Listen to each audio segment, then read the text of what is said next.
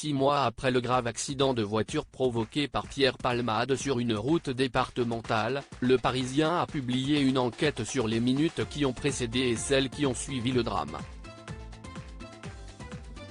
Le journal a notamment fait part des propos tenus par l'acteur à la juge d'instruction, à propos de son retrait de la scène. Le 10 février 2023, l'acteur et humoriste Pierre Palmade provoquait un grave accident de voiture sur une route départementale. Une longue période saine est suivie où le comédien de 54 ans, mis en examen pour homicide involontaire, a fait la une des médias. Après son AVC survenu peu de temps après l'accident, il avait été placé en détention provisoire dans sa chambre d'hôpital.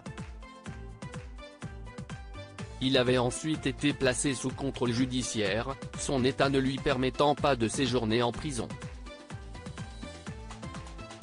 Avant le drame, l'acteur était de moins en moins présent sur scène.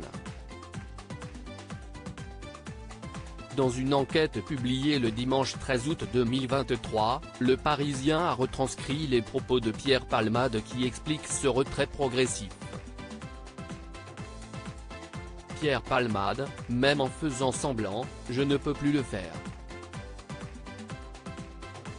Son addiction à la drogue de synthèse 3-MMC et sa pratique du chemsex auraient notamment mené l'acteur à ne plus pouvoir assumer un rôle devant un public.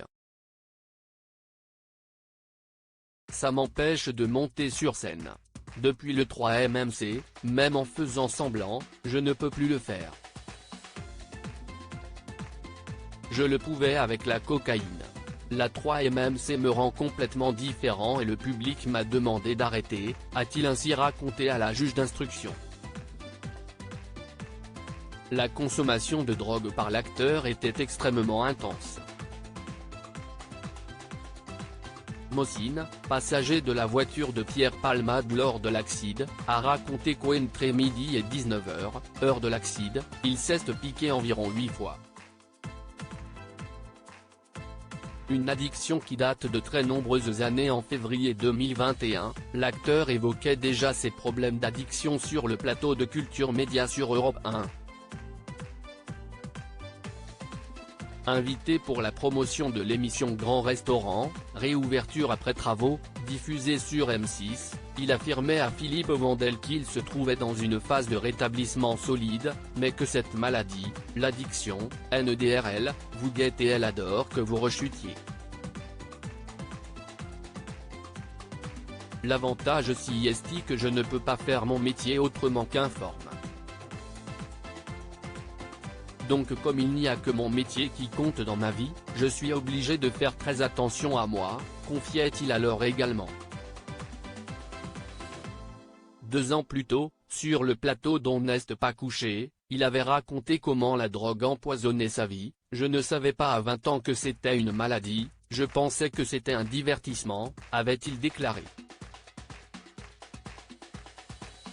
Complétant, j'ai subodoré à 30 ans que c'était un poison. À 40 ans, j'étais sûr que j'étais cocaïnomane et que j'allais dans le mur. Et ça fait 10 ans que j'essaie d'arrêter. Article écrit en collaboration avec 6 médias.